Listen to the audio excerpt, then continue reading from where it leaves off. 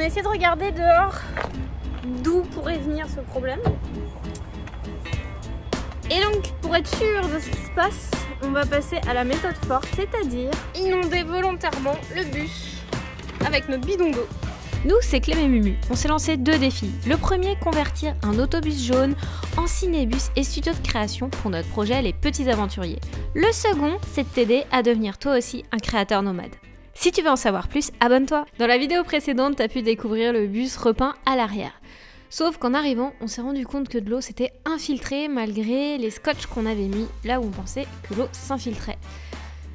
Du coup, on a décidé de procéder autrement. On a pris notre jerrycan d'eau pour pouvoir arroser le bus et voir d'où pouvait s'infiltrer l'eau. Ouais, ça rentre par là, je pense, ouais.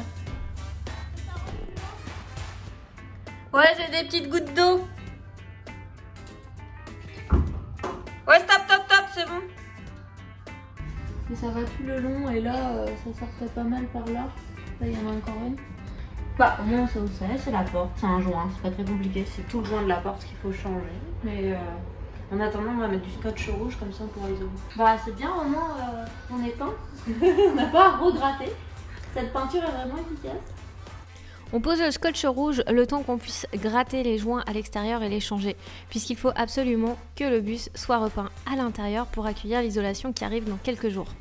Et c'est aussi un très grand jour puisqu'on va enfin apprendre à poser de la fibre de verre pour réparer les trous à l'intérieur.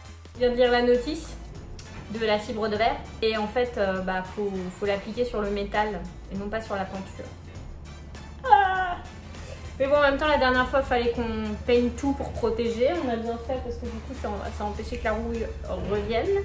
Et on va poncer la peinture maintenant pour pouvoir appliquer la fibre de verre là où on a des trous où c'est trop abîmé. La fibre de verre, c'est idéal pour reboucher des trous de taille moyenne dans une carrosserie ou dans du métal quand tu peux pas utiliser une autre plaque ou mettre de la colle à pare-brise par exemple. Une fois sec, c'est extrêmement solide. Maintenant que le métal est mis à nu, il faut le nettoyer avec un petit peu de dégraissant et bien sûr sécher la surface. Il nous faut la résine et un petit durcisseur aussi qui va avec, un pinceau pour appliquer la fibre de verre, de la toile justement pour la fibre de verre et le ciseau pour découper. Et on n'oublie pas des petits gants parce que ça colle beaucoup alors on ne peut pas s'en mettre sur les doigts et un petit récipient pour faire le mélange. Maintenant, il faut couper la toile selon nos besoins. Il faut compter entre 5 à 7 cm de contour supplémentaires par rapport au trou pour pouvoir faire bien adhérer la résine. Là, on va essayer de faire le mélange. C'est la première fois. On va bien voir.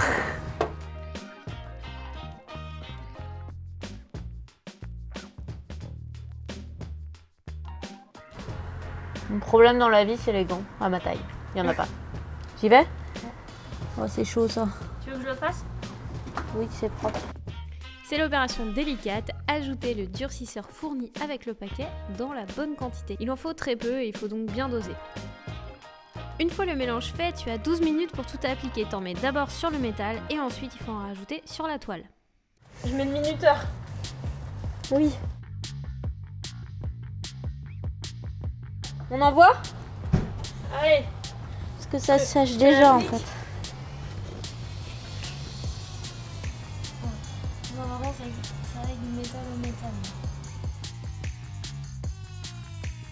Donc on est hyper contente parce qu'on est en train de poser la fibre de verre. C'est des petites pièces qu'on rajoute au bus, on arrête d'en enlever. Donc ça fait toujours plaisir. C'est un petit peu comme quand on avait rebouché le passage de roue. C'était une grosse victoire. Là c'est un petit peu pareil parce que on va faire ça un petit peu toute la journée. On a des zones comme ça qu'il faut qu'on fibre. Ça se passe bien. Du coup, on avait utilisé, c'est assez facile parce qu'on a acheté une toile en fibre de verre vraiment de bonne qualité qu'on nous avait conseillé. Alors merci Sylvain de tes conseils, ça nous aide, la pose est beaucoup plus facile, ça part pas en petits morceaux, donc ça a l'air vraiment de bien tenir pour le moment. Là, on va attendre que ça sèche et puis on va voir ce qui se passe. En attendant, on prépare les autres surfaces.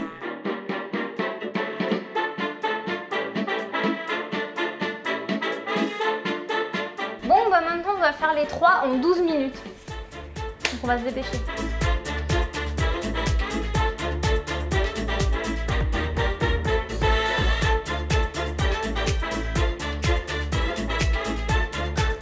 On vient d'attaquer le deuxième trou. Je me dépêche parce que le temps passe vite, vite, vite. Ouh. Il y a la pression qui monte là. Ah. Si c'est des coins, vu qu'on n'a jamais fait ça, on n'est pas des expertes. J'imagine que les experts en fibre de verre vont nous faire des commentaires pour qu'on s'améliore.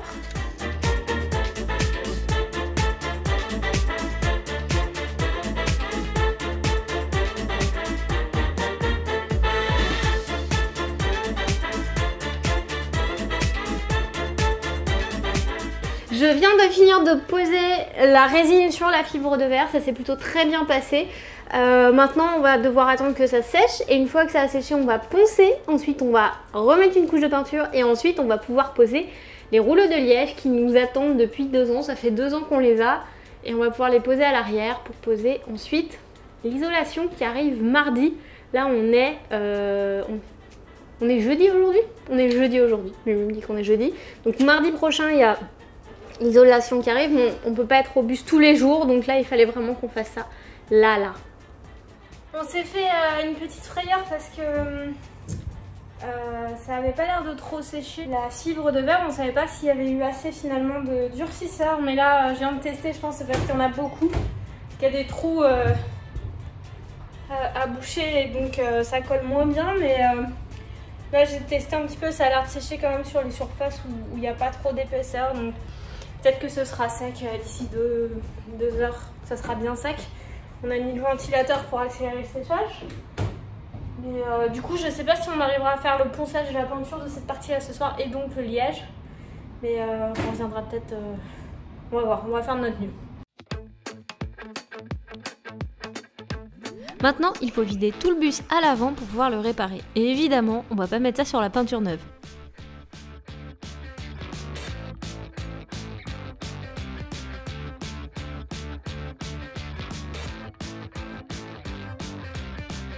Je vais commencer à poncer les trous qui sont là pour mettre de la colle à pare-brise et Mumu prépare la zone pour faire de la nouvelle fibre de verre.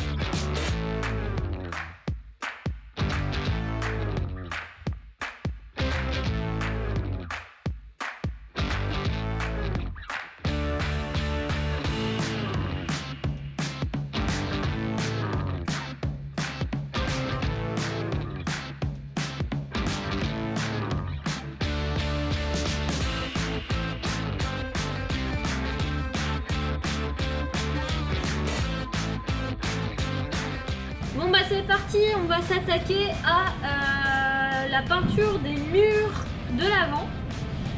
Alors comme d'habitude, tu as remarqué, hein, les plans qu'on a au départ, c'est pas comme ça que ça se passe, mais je pense que c'est pareil dans tous les travaux. Donc on va peindre les murs. Là on a rebouché tous les trous de la surface à l'avant, donc ça veut dire que la prochaine fois on va pouvoir peindre l'avant et cette fois-ci poser le liège pour de vrai.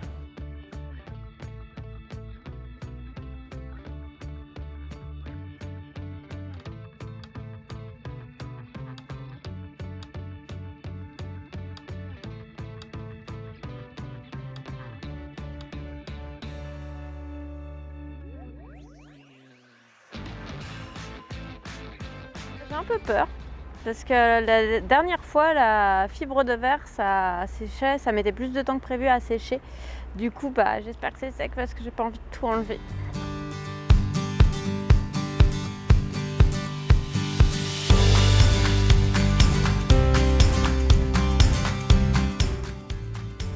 C'est collant mais c'est sec, tu vois.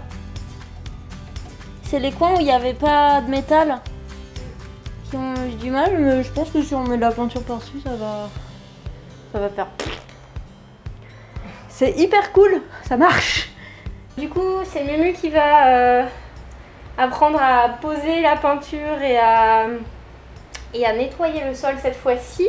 Parce que moi, je peux pas, avec les produits chimiques, là en ce moment, ça me rend pas très bien. Du coup, c'est Mumu qui va faire le boulot.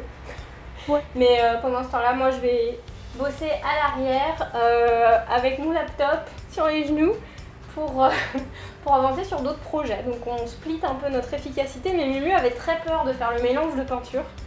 Donc je suis venue avec elle pour lui filer un coup de main sur le mélange de peinture. Ça y est, c'est vidé. Donc on va pouvoir commencer à installer les plaques dans le fond, poncer et préparer la surface. A priori, c'est la toute dernière fois qu'on va préparer la peinture pour le sol. C'est la toute dernière fois qu'on fait cette étape. J'espère qu'à la fin de cet épisode, tu pourras voir avec nous que ça y est, c'est fini cette histoire de lutte acharnée contre la rouille. Ça fait plaisir. Parce qu'en fait, on a acheté le bus il y a 2 ans, mais on n'a pas pu travailler du tout à temps plein dessus parce qu'en hiver, c'était pas possible. À un moment donné, il était très loin de nous. Donc, puisqu'il était très loin de nous, c'était compliqué d'y aller. On pouvait pas y aller souvent. Puis, on devait faire du gros travail lourd. Mimi était en burn-out, donc c'était très compliqué d'avancer sur la conversion. Cette année, on est un petit peu plus flexible, puis bon, Covid oblige, de toute façon, on reste à Montréal le plus possible, on évite de sortir, de bouger. Mais tant qu'à faire, autant avancer au maximum sur le bus. Je pense qu'on a quand même pas mal de boulot, parce que ça reste quand même des énormes surfaces à traiter à chaque fois. C'est sûr que si on avait un mini-bus, on irait plus vite. Mais là, on est un gros bus. On a fait ce choix-là parce qu'on voulait pouvoir emmener du monde avec nous, faire des formations dans le bus, faire plein de trucs avec. Donc voilà, ça fait quand même plaisir d'en être à cette étape, même si j'avoue qu'il y a des moments où on en a vraiment marre. Parce que ça fait 2 ans qu'on a ce truc dans la tête. Mais si la rouille à l'intérieur est gérée, ça va être déjà pas mal. Et puis ensuite, probablement qu'on va faire traiter la rouille du dessous par quelqu'un qui aura une fosse et qui pourra le faire pour nous parce qu'on ne pourra pas gérer ça juste nous avec le matériel qu'on a, c'est pas possible.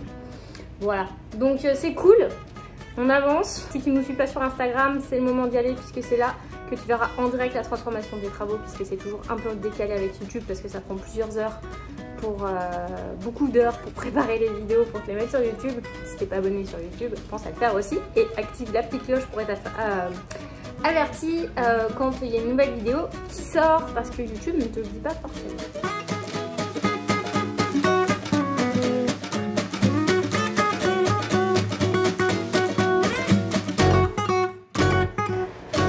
Donc là je remets la plaque du carburant, donc il faudra la garder accessible, donc je vais pas trop mettre de vis non plus parce que sinon ça peut être pénible au moment de la réparation.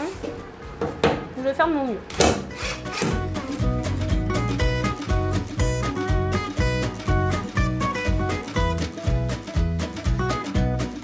La fibre de verre est sèche, donc je vais utiliser ma ponceuse pour la gratouiller. Et comme ça, on pourra remettre la peinture juste après l'avoir nettoyée.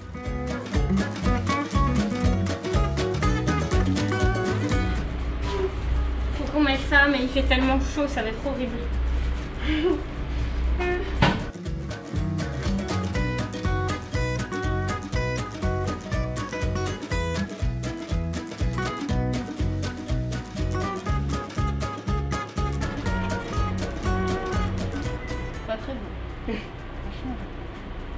Du coup là j'ai enlevé la première partie de la matière, mais elle s'en va en fait sous le truc du conducteur, juste là.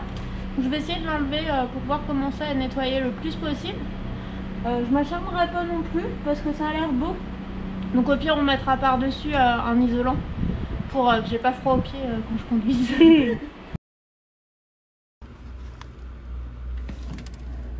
Là c'est tout beau.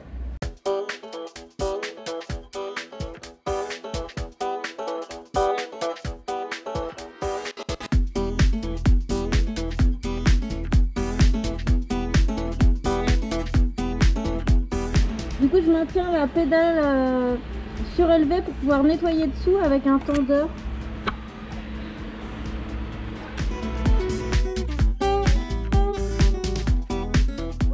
Mimi nous a fait un super beau travail là. Ça c'est une équipe qui gagne, il y en a une qui avance sur le boulot pour les clients et il y en a une qui ponce. Tu vas mettre du reste? Il y a le liquide de Preston et il y a l'espèce de laine là qu'on n'arrive pas à enlever qui sont inflammables les deux.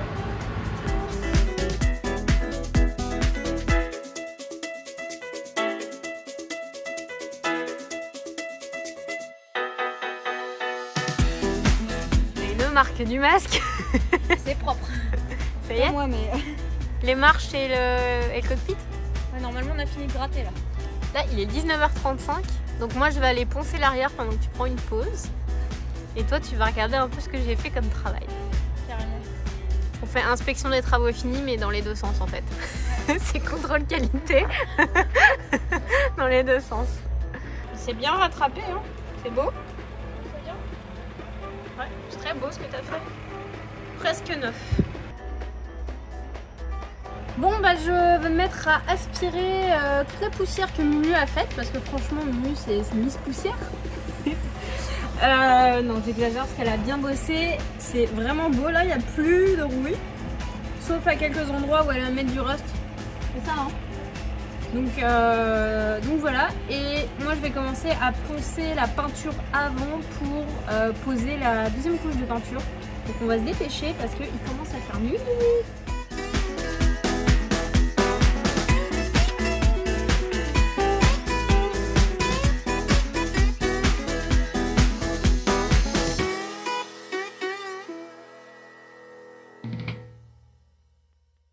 Bon, il est 21h36, Mumu est en train de passer le dissolvant.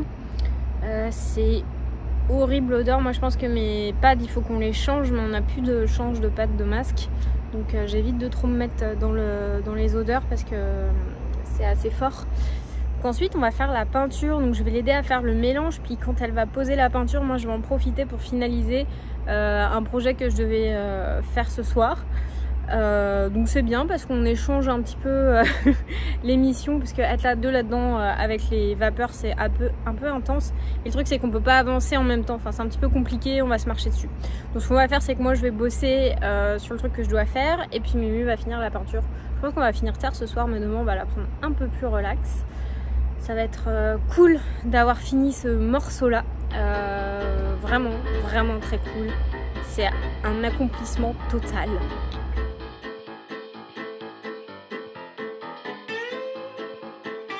C'est la dernière fois que je fais ça. Tout est prêt pour être peint. On attend que la peinture soit prête parce qu'il y a un temps d'attente avant de la poser. Alors Mumu, fashion victime. Là je suis une fashion victime. T'es prête à peindre? Oh.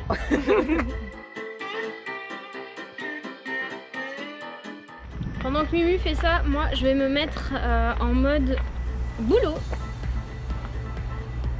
Je pense qu'elle en a au moins pour une petite heure. Mais ça va le faire. D'ailleurs, si tu as envie de te lancer en freelance, que ça te fait peur, t'es photographe, illustrateur ou encore tu as envie de le devenir, tu as envie de devenir graphiste, mais tu sais pas trop par où commencer. On t'a toujours dit que c'était pas des métiers qui gagnaient, on t'a toujours dit que t'aurais pas tes chances, qu'il y avait beaucoup trop de concurrence, ou on t'a dit oh mon dieu les clients ça paye pas, etc. Bah c'est pas vrai. À partir du moment où tu fais les choses bien, que tu réponds à une demande, que tu trouves vraiment ce qui va faire ta différence, tu es capable d'éliminer la concurrence, tu es capable de dépasser le syndrome de l'imposteur, tu es capable de faire beaucoup plus que ce que tu crois. Du coup, pour t'aider à faire ça, on a un lien dans la description avec un guide que tu peux télécharger gratuitement et tu vas recevoir des conseils par email. Tu seras vraiment dans la tribu des futurs créateurs nomades et on va t'aider étape par étape pour avancer. Et tu recevras plein d'autres contenus à travers les emails. On te préviendra quand il y a des soirées particulières sur ce thème là, quand on organise des formations, des payantes, des pas payantes, quand on organise des bootcamps gratuits, mais aussi quand on lance notre programme de formation Créateur Nomade qui n'ouvre que quelques jours par an.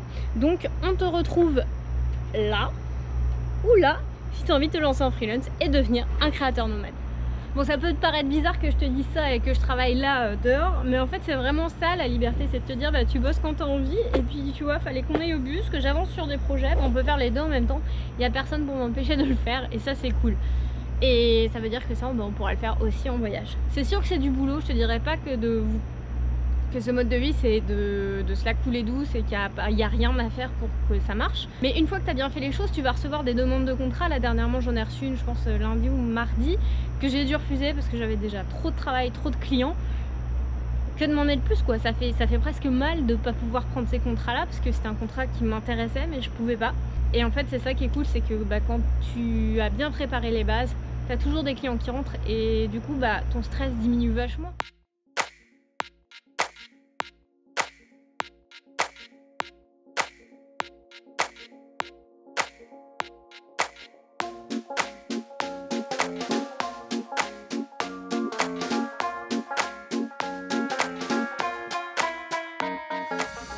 C'est les dernières... C'est les derniers bouts là.